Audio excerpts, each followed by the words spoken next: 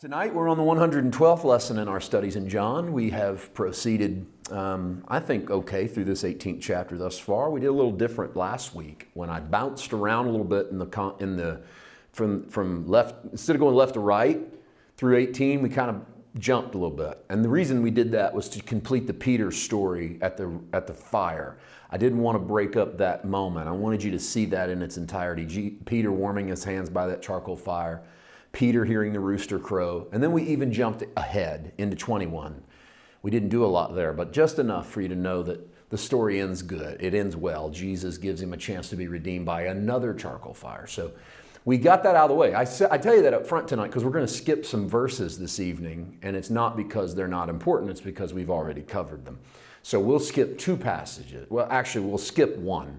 But the text skips two. We've already sort of done the work at the beginning on the other one. And I want to talk about the doctrine of Jesus as my subtitle for this lesson tonight. And just to make sure that we understand that the doctrine, and I don't want to go too far into the weeds here, but I do want to at least bring this up. And I don't think it's anything we haven't thought about or talked about before. But the doctrine of Jesus should be considered foundational to our understanding of what it means to be Christ followers, okay? I didn't say Christians.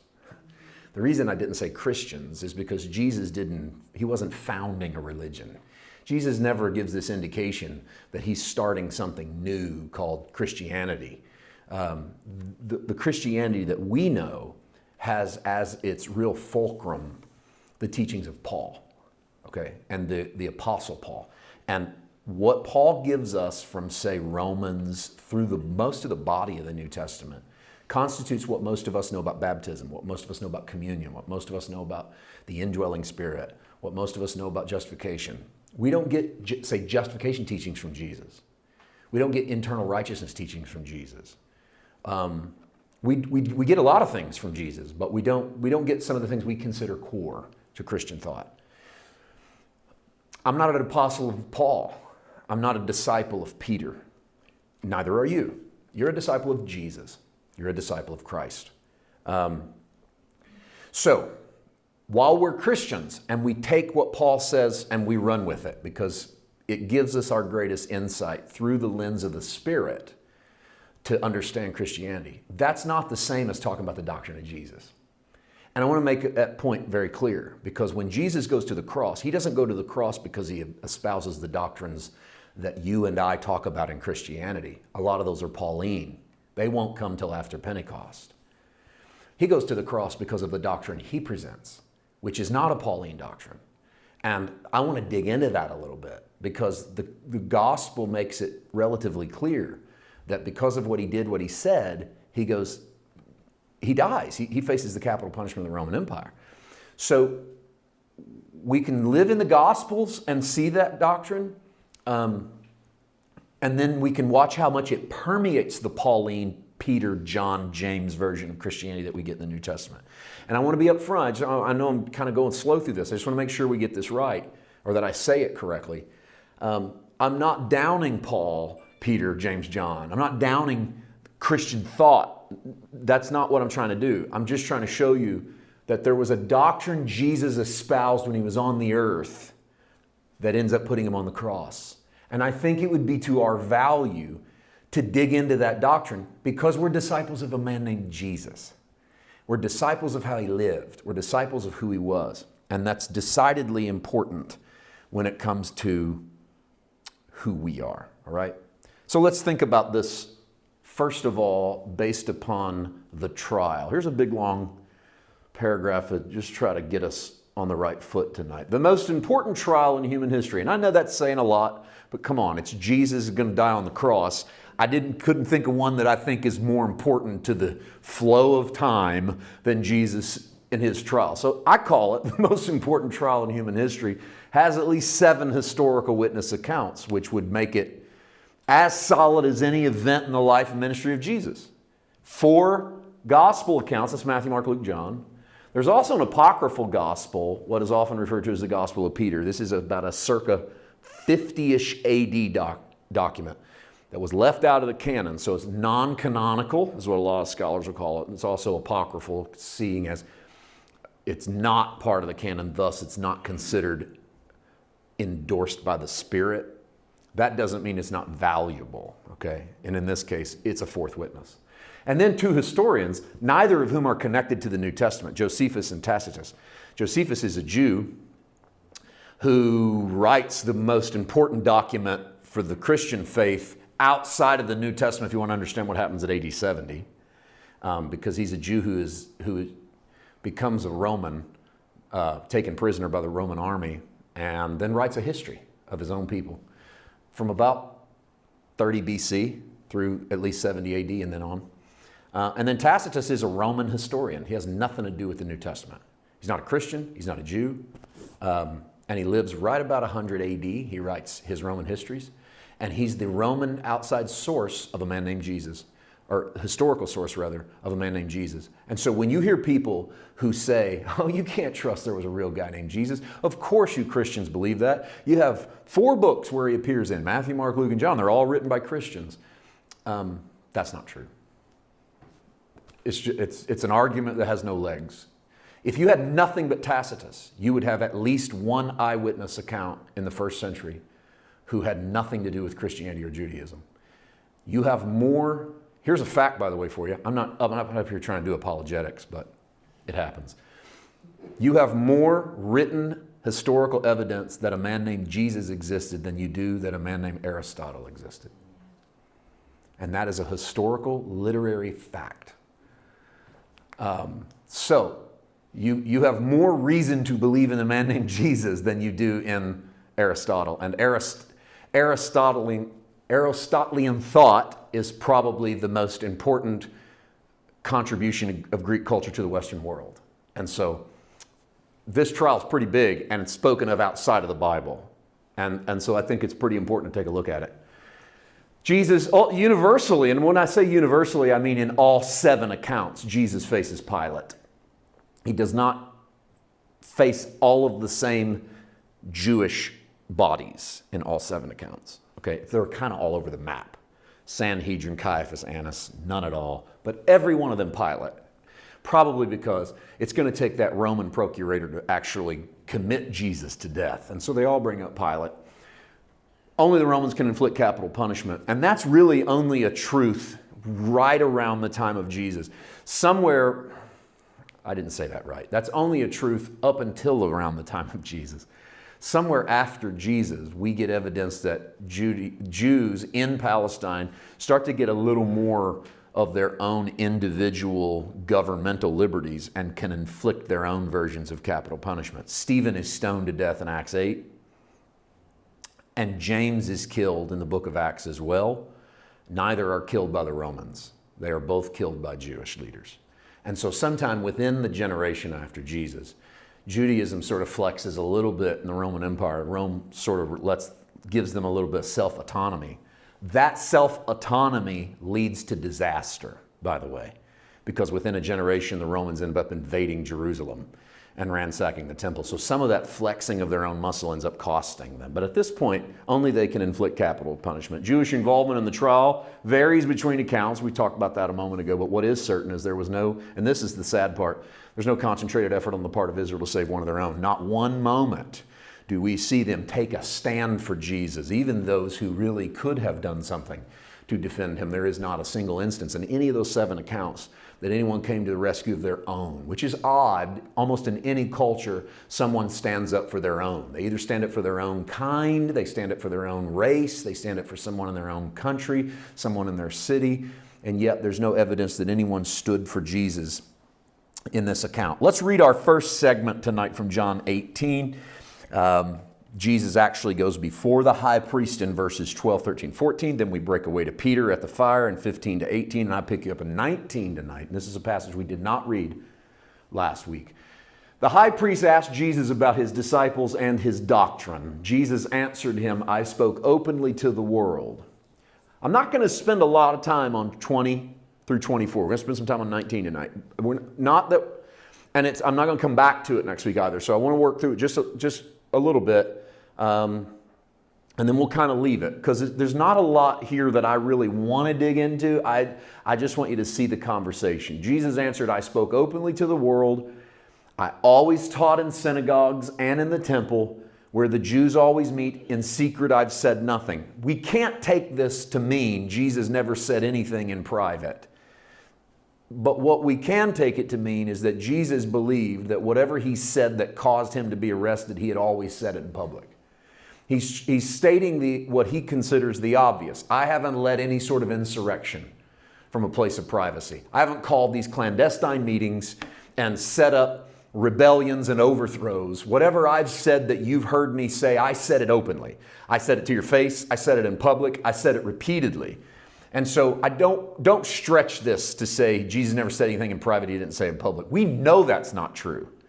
In fact, Jesus will tell parables. He'll go into private and his disciples will go, can you explain the parable? And Jesus will expound on it and say things he didn't say in public. So it's not a contradiction by Jesus. It's an understanding, I think, by any literary audience that what he means is he's not establishing anything in private that gets him into trouble. He's not causing some insurrection. He's not saying things behind closed doors. I've been very upfront with what I've said. Wherever the Jews meet, that's where I've always said it. And in secret, I don't say anything. So that leads us to 21. Why do you ask me? Ask those who've heard me what I said to them. Indeed, they know what I said.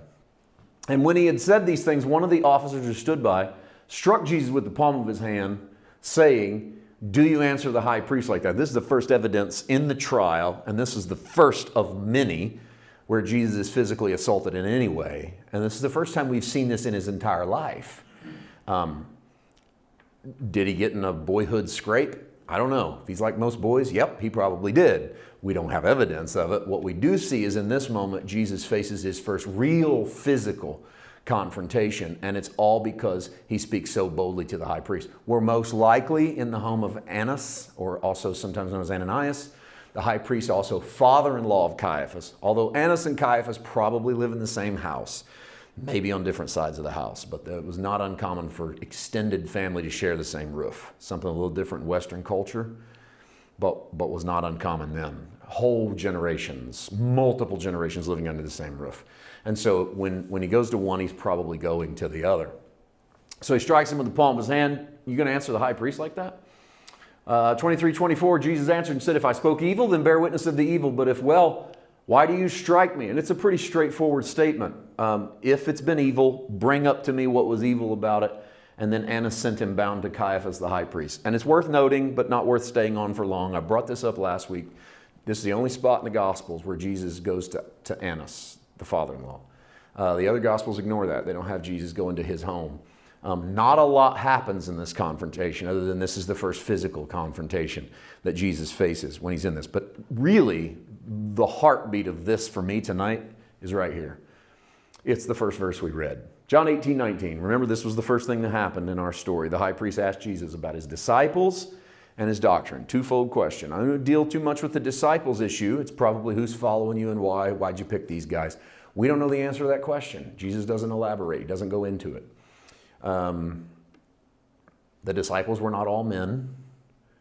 I know we like to confine them to 12. For purposes of government under the new covenant, 12 is a good number because 12 was a Jewish number for government. But they were not all men, not all the people who followed Jesus. They were a mixture of all different incomes and classes and races that followed Jesus, and definitely both genders. We don't get much detail there. And I didn't do anything in this entire John series on really breaking down the disciples.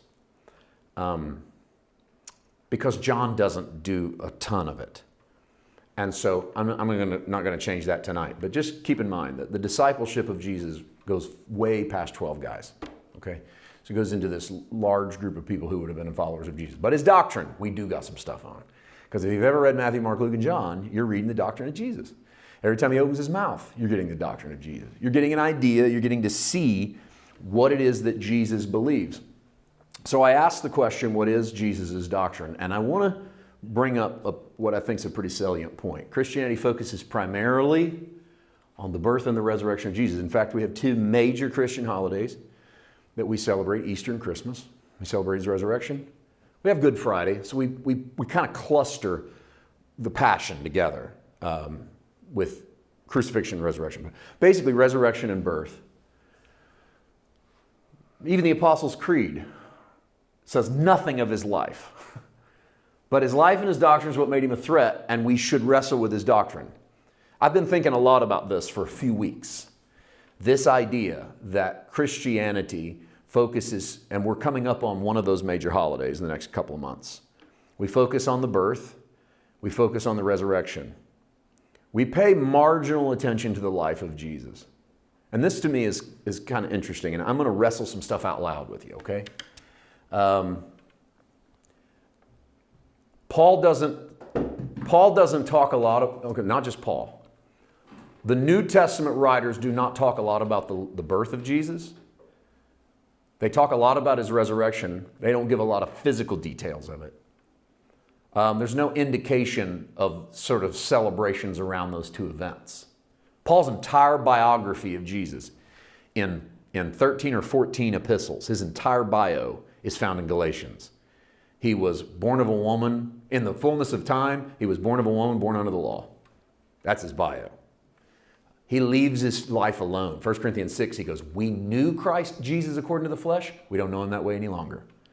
So if you read only Paul, you don't get much of Jesus.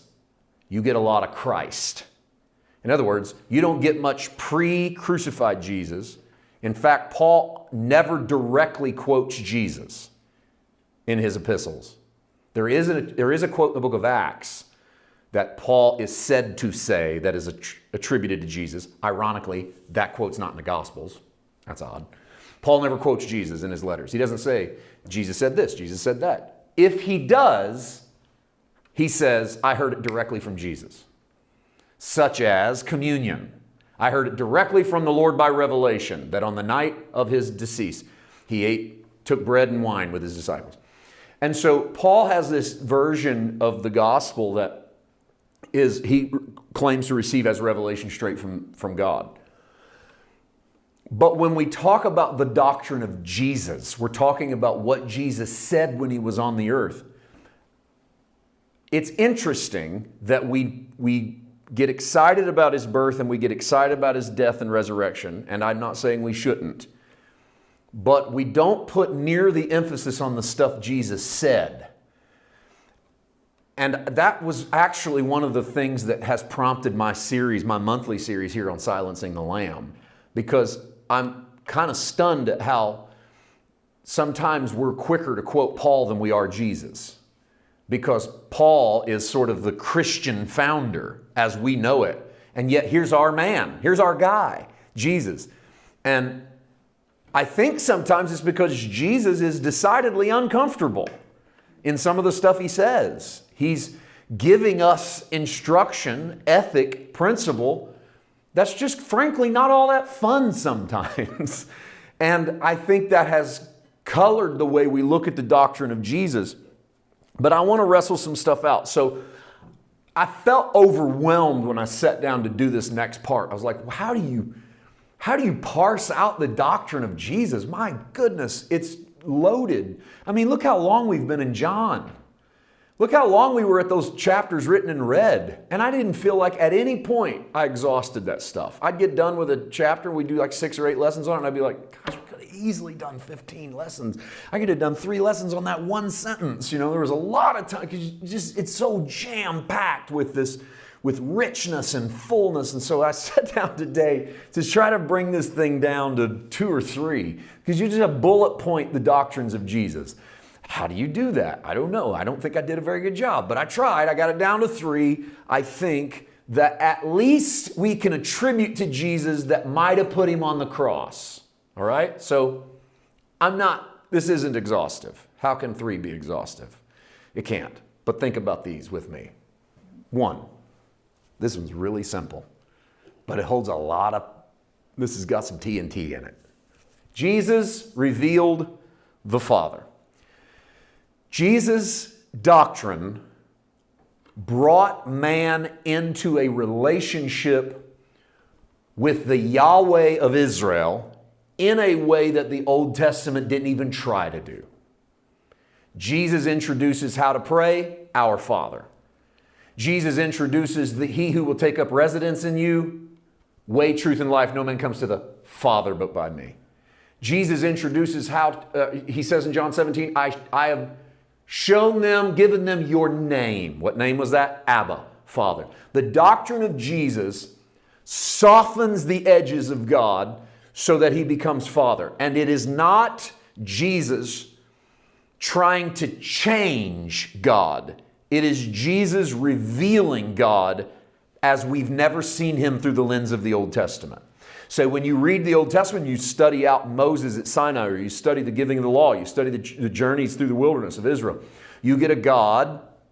It hit me this week as I was doing the DDP. There's a passage in Psalms. I don't think this is aired yet, but man, I got really excited when I recorded it, where Psalm says, his anger is a moment, but his favor lasts for a lifetime. And has that aired that yet? Have I done that DDP? Okay, that's coming up. And it was such a fun one. And you go, this is like the two faces of God through an Old Testament lens. His anger is but for a moment, but his favor lasts forever. It's the frown and the smile, you know? It's the yin and the yang of the picture of God. It's that cohesiveness but in a time-bound world, it goes, the frown is temporary. It's always temporary if it's your dad.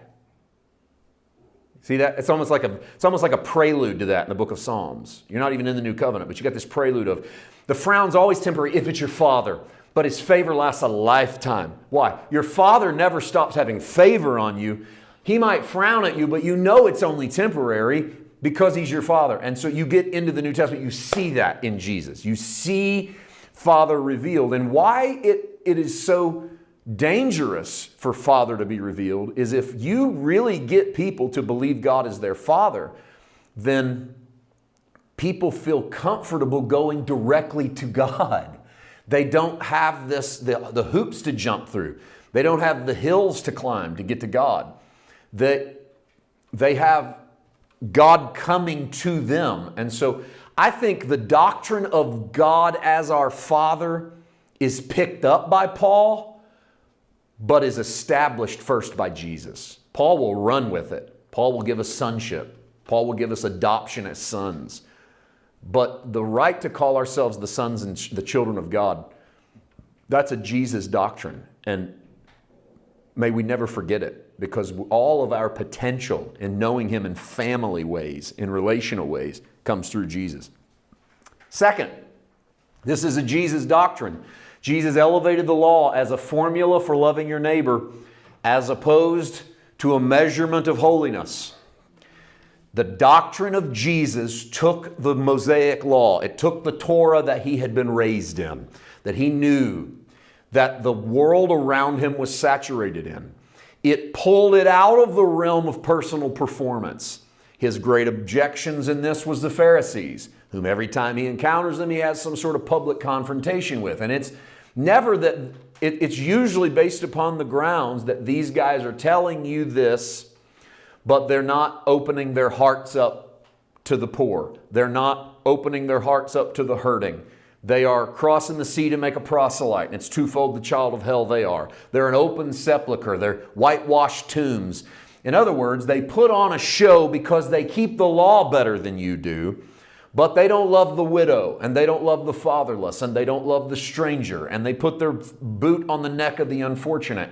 And the Jesus doctrine is to take the codex of the law and show us not that we are a bunch of miserable failures. It's to show us that we were supposed to be loving unlovable people, and that was the purpose of having law in the first place. When you take a look at, say, the Sermon on the Mount, Matthew 5, 6, 7, Jesus is giving some pretty heavy stuff, like, you've heard it said, but I say to you. You've heard this, but I say this. You've heard the law, but I say this. That's a Jesus doctrine. You got Moses? What's one of the most obvious ones? You've heard it said, eye for eye, tooth for tooth. That's in the law. That's Sinaitic covenant. That's Torah. But I say to you, turn the other cheek. So the Jesus doctrine, why turn the other cheek? I'm showing you that what God's heart was was always to love your neighbor. He loves your enemies more than you can ever love your enemies. And I'm going to be here to show you how we're going to save them. And so Jesus is elevating the law to a place not just to break our spirit. I mean, I'm taking my time here because there's this idea that is pretty popular when we deal with stuff like the Sermon on the Mount. In grace circles, there's this idea that what Jesus was doing was trying to show you that you can't do this so he could break your spirit, so then you would accept him as your Savior. And I've preached that. I've said that in 10 different ways. And while I get that, I understand it. I understand that you can't keep the law. I understand that you need to know you can't keep the law. That maybe if you knew you couldn't keep the law, you'd turn to Jesus as the redemption. But I don't think that's what Jesus set out to do at the Sermon on the Mount. I don't think Jesus looked at the audience in Israel and saw a bunch of good law keepers and said, but you're not as good as you think you are. I'm here to show you you're not as good as you think you are. I think what Jesus is doing is establishing the fact that the law did not exist for you to keep it for personal holiness. The law existed so you wouldn't run over your neighbor, so you'd treat them as if they were a human being. And that Israel had missed that. And they truly believed that the law made them superior. And Jesus was saying the law didn't make you superior. The law made you protect people so that you wouldn't think you were superior, so that you would take care of people you were pretty sure were inferior.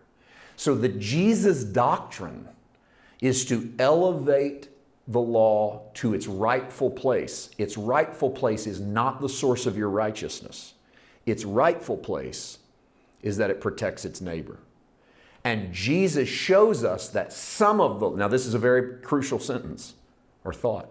Jesus shows his own generation that what they were doing to keep every jot and tittle of the law, to keep the law to its quote unquote perfection, oftentimes did not share the heart of God because it emphasized right and wrong over good and evil. And so you could keep the law to quote unquote perfection and be evil towards people. Because keeping the law to perfection was don't do anything on the Sabbath. But Jesus says, what if your donkey gets stuck in a ditch on the Sabbath? You going to leave him until the next day, or are you going to go get him? Now, the Pharisees' correct answer would have been, you're going to leave him in the ditch.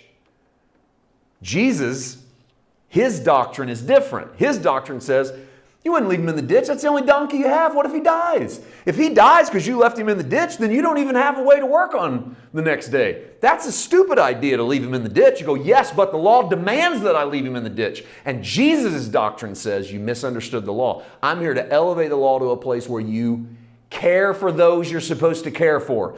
And you take care of what you're supposed to take care of. And so the Pharisees stand off in the shadows waiting to see if Jesus is going to heal a man on the Sabbath. And Jesus heals the man on the Sabbath. And when they confront Jesus about it, by Torah, they're right. But by good and evil, Jesus is good. It says, how could I not heal this? Isn't it good to heal this man on the Sabbath? And that's why I was doing a meeting recently and answered a question because I had made a statement in the message and ended up having to answer it in a Q&A that good and evil and right and wrong are not the same thing.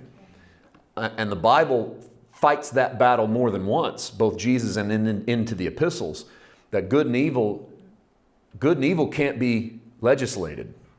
Right and wrong can be legislated, but good and evil can't be legislated. What's good's good because it loves people and it cares for its fellow man. What's right and wrong might not always be exactly the same thing as what's good and evil. So Jesus' doctrine was not to trash the law, but to show us that we were supposed to be loving our neighbor. Here's another one, and this one is one that you've heard me say many, many times. Jesus, this is his doctrine. Jesus introduced an invisible kingdom. Jesus believed he was in it. Jesus said, it's here.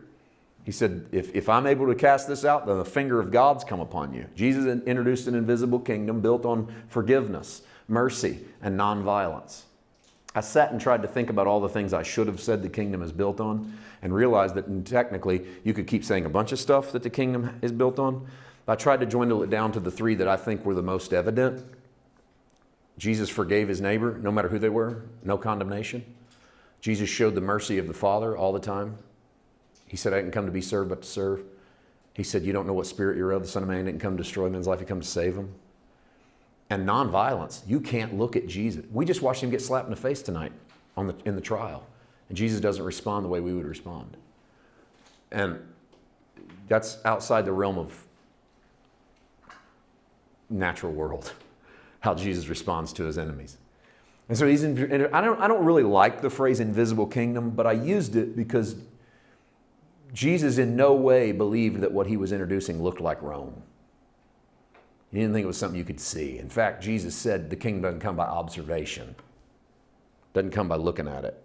That's why I use the phrase invisible, though Jesus doesn't use that phrase. So understand, I'm just trying to get you to think in the terms of Jesus' doctrine included that which you could not see. And understand that from a Jewish point of view, the kingdom was something they highly anticipated. Okay? They've been talking about the kingdom all the way through the Old Testament. Kingdom. But they believed that the kingdom sat at the end, and this is a big debate among scholars, and this is what causes some people to be sort of AD 70 or post 70 or futurist or whatever. You got to fall where you think you should fall on that. But the argument among scholars is, did Jesus and the apostles think they were living at the end of the world? I contend they believed they knew they were living at the end of the age. And I think those are two different things. And I'm always shocked at really, really intelligent scholars that don't parse the difference between the age and the world. And it's caused a lot of scholars to be scholarly, but not faithful. And this is what causes a lot of people to make fun of professors and liberal college theology teachers. Not because they're not smart and don't know the word, but because they don't approach it from the aspect of a believer. And part of the reason they don't, I'm just giving you a little tip here, I'm giving you some insight.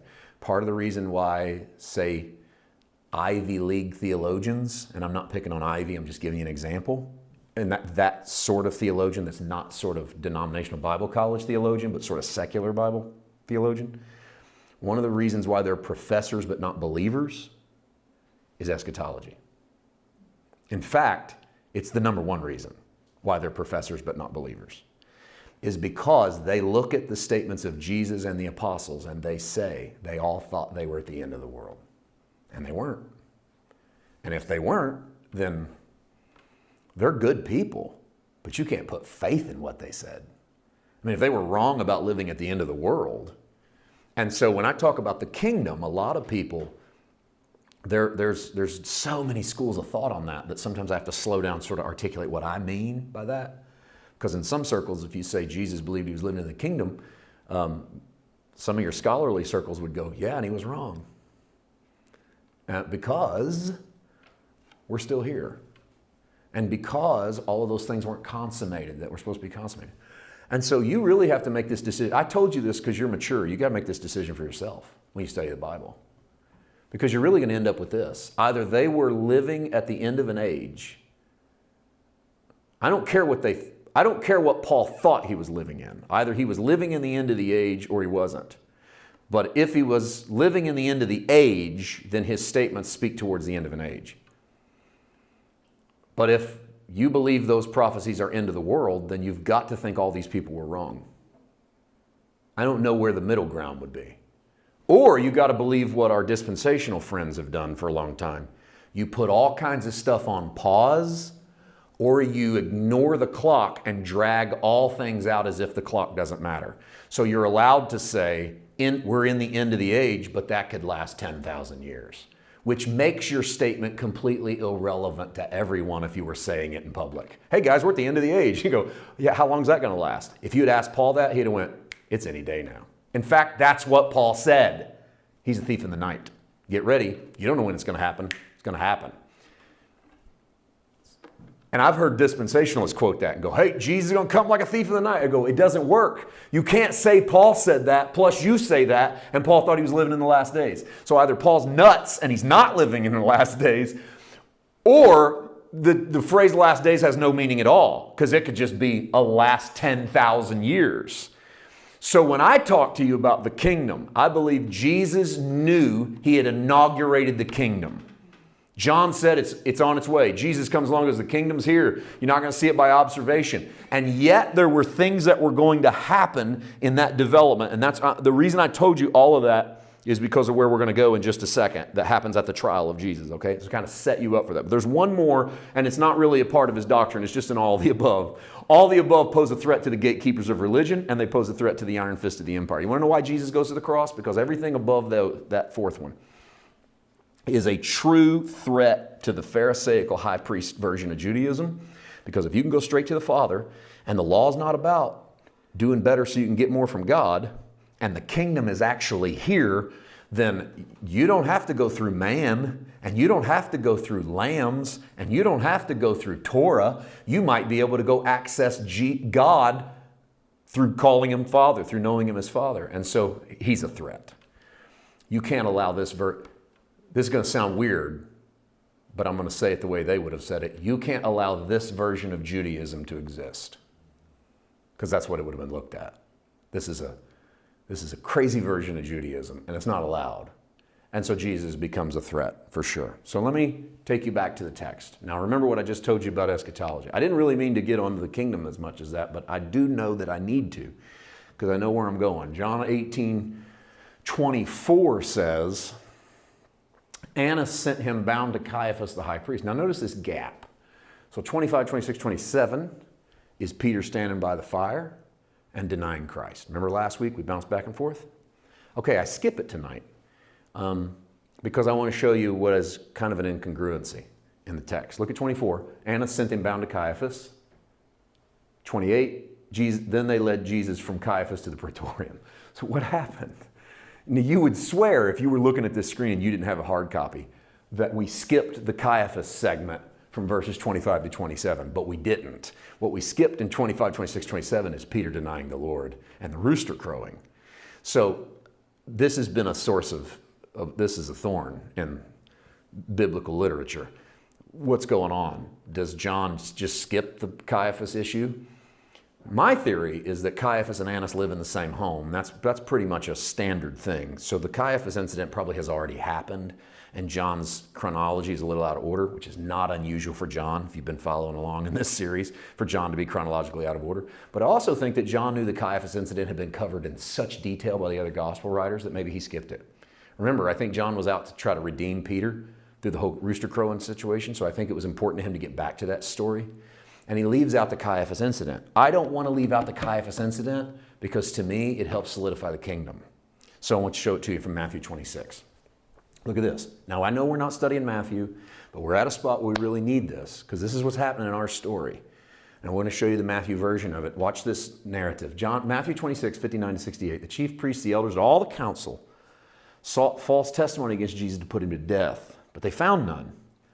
Even though many false witnesses came forward, they found none. But at the last, 2 false witnesses came forward and said, this fellow said, I'm able to destroy the temple of God and build it in 3 days. Jesus didn't actually say that. Not exactly like that. But he did say that that temple would come down and he would build a temple in 3 days. And John said he spoke this concerning his body. So, generally correct. The high priest rose and said to him, do you answer nothing? What is it these men testify against you? The high priest here is Caiaphas, okay? 63. Jesus kept silent. Sometimes that's your best bet. And the high priest answered and said to him, I put you under oath by the living God. Tell us if you are the Christ, the Son of God. All right, he's on the spot now, 64. Jesus said to him, it is as you said. The phrase it is not in the original Greek. As you said, nevertheless, I say to you, now watch this verse. Hereafter you will see the Son of Man sitting at the right hand of power and coming on the clouds of heaven. Now this causes them to go into an absolute conniption fit. 65. The high priest tore his clothes, saying, he has spoke blasphemy. What further need do we have of witnesses? Look, now you have heard his blasphemy. What do you think? And they answered and said, he's deserving of death. 67. They spat in his face, they beat him, and others struck him with the palms of their hand. Here comes our second beating. So we get his first beating in the house of Annas, earlier in John 19, or John 18. Here comes the second beating. They spit on him, they strike him with the palms of their hands, they prophesy to us, Christ, who is the one who struck you? Now we'll get into the particulars of passion in the Passion Week and in the coming weeks. But I want to show you that one verse. What was my next screen? Yeah, take you all the way back to 64. This is the one that causes them to go crazy. So I want to take a look at this for a second, because this is a very important kingdom verse. Jesus said to Caiaphas, "It is as you said, nevertheless." The word nevertheless, Greek, from this point on, right? From this point on, I say to you, hereafter, you will see the Son of Man sitting at the right hand of power and coming on the clouds of heaven. Leave that there for just a second, Brian. I want you to kind of soak this in. Why does this make him so mad? The high priest loses his marbles over this one statement. Jesus says, from this point on, you're going to see the Son of Man coming in power in the clouds of heaven. Here's why this was such a big deal. I want to take you back into the Old Testament through a kingdom prophecy, all right? I want to show you what would have been very familiar to those who understood the Torah and who understood the law and the prophets. There was an anticipated moment that was coming in the chronological history of Israel. They were not there yet, but it was on its way. An anticipated moment in which the Ancient of Days would hand a kingdom to the Son of Man. That moment was the most highly anticipated moment on the Jewish calendar. You could not mark it by holy days. No one knew when it was going to happen. But they believed it would be the consummation of all things. Maybe they thought it was the end of the world. I certainly think they thought it was the end of the world as they knew it. And I think that's still legit when you talk to people about the end of days. That's why when people say to me, do you think this is the end of the world? My response oftentimes is, it's the end of the world as you know it. And so get ready, because things aren't always going to be the same. And that's not just an REM song, and a really good one, but it's also maybe a spiritual truth. So here's what they would have known based on what Jesus said. Let me take you back to Daniel. Daniel chapter 7, and watch this concerning the Ancient of Days. Verse 9, I watched till thrones were put in place. The Ancient of Days was seated. Ancient of Days is a Daniel era statement for the Creator God. This is the God of the heavens and the earth. The Ancient of Days was seated. His garment was white as snow. The hair of his head was like pure wool. His throne was a fiery flame. Its wheels were a burning fire. A fiery stream issued and came forth from before him. If you've ever read the first 4 or 5 chapters of the book of Revelation, this looks eerily familiar. That's because Revelation is building on Old Testament themes, signals, symbols, and motifs. The book of Revelation is not just throwing out all these fantastic things that John saw in the future he didn't understand. It's throwing out the exact imagery they did understand so that they would make the correlations they were supposed to make. It came forth, a fiery stream issued from before him, 1,000 thousands ministered to him, 10,000 times 10,000 stood before him. That's a big old Jewish way of saying you can't number how many people were there. You'll see stuff like this resurface in Revelation as well. The court was seated and the books were opened. Now watch this. Verse 13, I was watching in the night visions, and behold, one like the Son of Man. And there's the Old Testament introduction to the Son of Man. And watch what the Son of Man is going to do. He comes with the clouds of heaven. He comes to the Ancient of Days. And they brought him near before him. And to him, to the Son of Man, was given dominion and glory and a kingdom, that all peoples, nations, and languages should serve him. His dominion is an everlasting dominion which shall not pass away, and his kingdom the one which shall not be destroyed. What did Jesus say to Caiaphas? From now on, you will see the Son of Man coming on the clouds at the right hand of the Father, coming in power upon the clouds. Son of Man coming on the clouds. The right hand would be he who sits with the authority, the one who's been given dominion and glory and a kingdom. Look what Hebrews says about Jesus. Hebrews chapter 1, verse 3. He's the brightness of the glory of God, the express image of God's person. He upholds all things by the word of his power. And when he himself had purged our sins, he sat down at the right hand of the majesty on high. So the New Testament understanding of Jesus is he did the work and he sat down at the right hand. And in Jesus' words to Caiaphas, he says, the Son of Man's going to ride on the clouds. Caiaphas would have got the image. He would have known exactly what Jesus was saying. There's the Ancient of Days and there's the Son of Man. And from now on, you're going to see the Son of Man riding on the clouds, coming in the power of the kingdom. Jesus' prophecy was not, watch the eastern skies for Jesus to come riding on a horse and split the heavens and come back and get you. Jesus' prophecy was straight to Caiaphas. From this point on, That which you've been waiting for is going to show up. It's going to start to manifest over and over. I'm going to sit down at the right hand of the Ancient of Days. The kingdom of dominion and power and authority is going to be given to me. And Caiaphas loses his marbles, shreds his high priest garments, and says, do we need anything else? That's the blasphemy we've been waiting on. You want to know what the doctrine of Jesus was?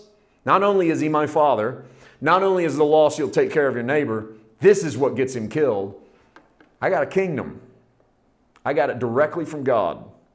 When I'm done with this, I'm going to sit down at his right hand. And every time you open your eyes, you're going to see the clouds coming your way. And Caiaphas went, that's it, I'm done. This guy's got to die.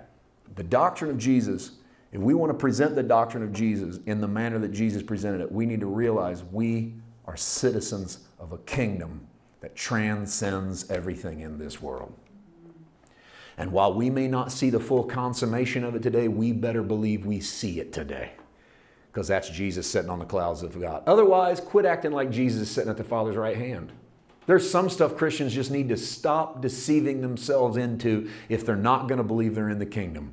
Stop claiming that Jesus is seated at the right hand of the majesties if you don't think you're in the kingdom. Because you can't sit down at the right hand of the Ancient of Days if you haven't been given the kingdom and ride in the clouds in Daniel 7. You don't get to have it both ways. You don't get to sit down at the right hand if you're not the king of the kingdom. You don't get to sit down at the right hand if you haven't received the kingdom and rode on the clouds and shown the old dimension, the old age that was coming to an end, that it was coming to an end. That's the first chapter of Revelation. They looked upon him, and those who pierced him can see him. It's an image that the kingdom of God has come and is permeating the world in which we live. And it's the message Paul keeps proclaiming over and over and go, don't set your mind on things that are temporary. Set your mind on things that are eternal. Don't set your mind on the things that you can see. Set your mind on things that you can't see. Because the form of this world's passing away. And he goes, this isn't it. This isn't what you get. This isn't the end of the game. And it's not just about going to heaven. It's about realizing that something has come to you. We need a revival of the doctrine of Jesus so that we truly believe he holds the authority. It's like I'm really excited about Sunday because I'm going to talk about the lion. Last month was the lamb. This month is the lion. And for those of you who have listened and paid attention, you know that the lion really is a lamb. But you can't ignore what it means to be the lion because it holds a real connotation. You just can't stop seeing him as a lamb because he functions from both seats. And what does that look like? And what's the reason for that? So that's the doctrine of Jesus. Let's bring this thing home. Man, I spent a lot more time on that than I thought I would. John 18:28, they led Jesus from Caiaphas to the praetorium. It's early in the morning, but they themselves did not go into the praetorium lest they should be defiled, but that they might eat the Passover. I mean, they're killing the Lord of glory, but they're really freaked out about going into the praetorium because they don't want to go in and have conversation with an uncircumcised man inside of a house. Because if you do that, then you are unclean. It's amazing how religion picks its righteousnesses, isn't it? So they don't want to be defiled, so they're going to eat that Passover. Pilate then went out to them and said, what accusation you bring against it? Pilate has to go out to them because they won't come in. Pilate comes out and goes, what accusation you bring against this man? They answered and said to him, if he weren't an evildoer, we would not have delivered him up to you.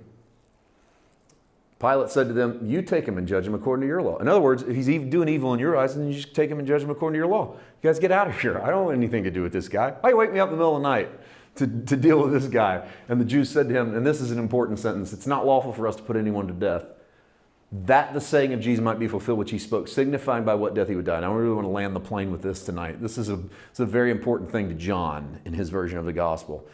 It's not lawful for us to put anyone to death means we want you to kill him. How do the Romans kill him? Crucifixion. That's the mode of execution at that point in the Roman Empire. And so if the Jews kill him, they're going to stone him to death. If the Romans kill him, they're going to put him on a cross. And John interprets that to go, this is so signifying what death he would die. Now watch John. You've been through all these verses, but I want to bring them back to your memory. John 3:14, Jesus said this to Nicodemus. Moses lifted up the serpent in the wilderness, so the Son of Man must be lifted up. What'd they do with the snake in the wilderness? They got bit by the snake. They put a brass serpent on a pole. They put it up in the air. Everybody that looks up on the bronze serpent on the pole has the venom taken out of their body. Miraculously, Jesus said that same thing's got to happen to me. You got to lift me up. There's the cursed man on the pole. And if a man, I got to be lifted up as the serpent was lifted up, that's a crucifixion motif.